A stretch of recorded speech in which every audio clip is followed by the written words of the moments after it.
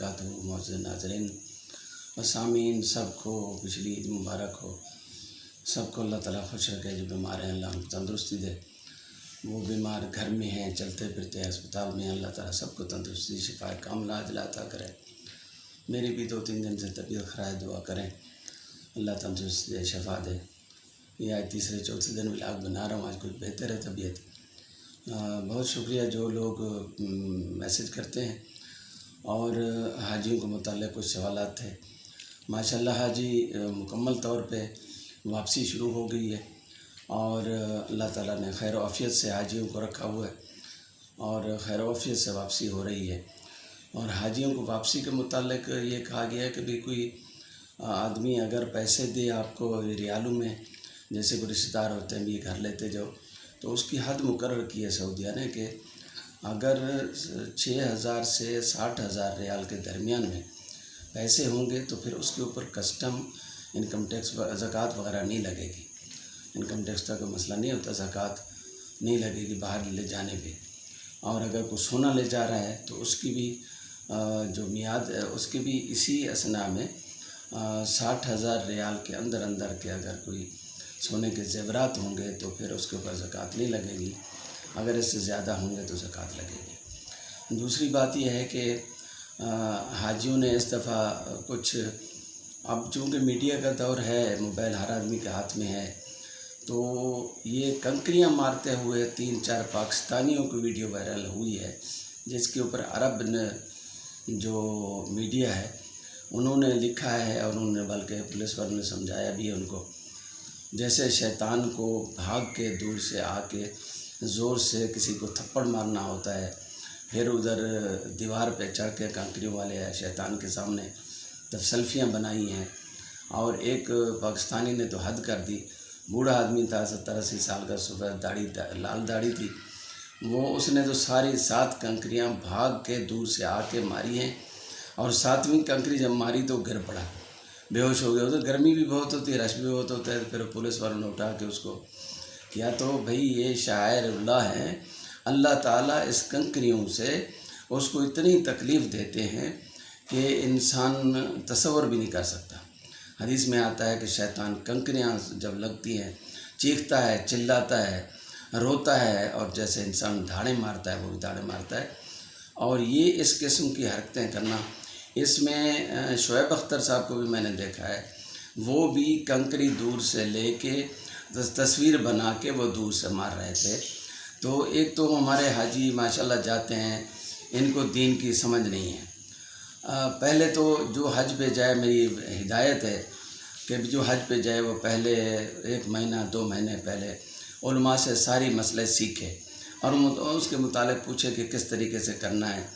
और हज के मुतालिक तो इमाम अबू हनीफा रज़ी अल्लाह रहमतुल्लाह अलैह ने फरमाया था कि अगर आप हर साल आओगे तो नए अहकामात की मुश्किलात पेश आएंगी, क्योंकि प्रैक्टिस सुनना और समझना और फिर जाके करना ये मुश्किल काम होता है।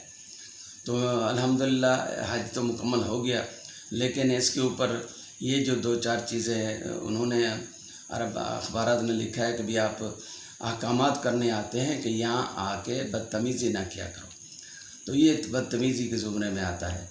अब बैतुल्लाह में देखा है कि मियाँ बीवी अपनी वीडियो बना रहे हैं, उसमें वो व्लॉग बना रहे हैं और उसमें वहाँ खड़े होकर वीडियो बना रहे हैं और बात कर रहे हैं और पूरा व्लॉग, तो ये भी मना है। तो काफ़ी चीज़ें हैं जो हुई हैं जिसके ऊपर अरब मीडिया या अरब वाले समझा भी रहे। और इस दफ़ा बड़ी अच्छी बात है कि एक रज़ाकारों की टीम होती है जो हज के हाजियों के साथ चलती है, उसको हुकूमत सऊदीया नहीं तैनात करते, वो सन 65 से रज़ाकाराना स्कीम जो है वो एक मुतारफ़ कराई गई थी।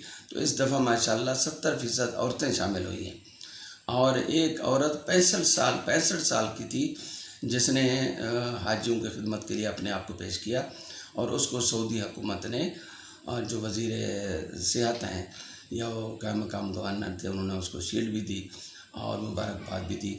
तो उसने कहा कि मैं हाजियों की खिदमत करने आती हूँ, मैं कोई उम्र का तकाज़ा इसमें शामिल नहीं होता। तो ये एक जज्बे की बात है।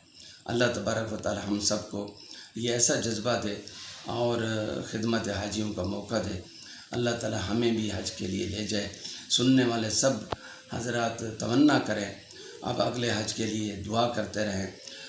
میں ایک وظیفہ پہلے بھی بتا چکا ہوں، جس کو حج پہ جانا ہے اگر وہ ارادہ ہے مصمم تو رو دھو کے دعا بھی کرے، ہر نماز کے بعد 100 دفعہ صلی اللہ علیہ وسلم یہ درود لازمی پڑھے اور دعا کرے، تو اللہ تبارک و تعالیٰ انشاءاللہ حج کے اسباب نہ ہونے کے باوجود بھی کر دیں گے۔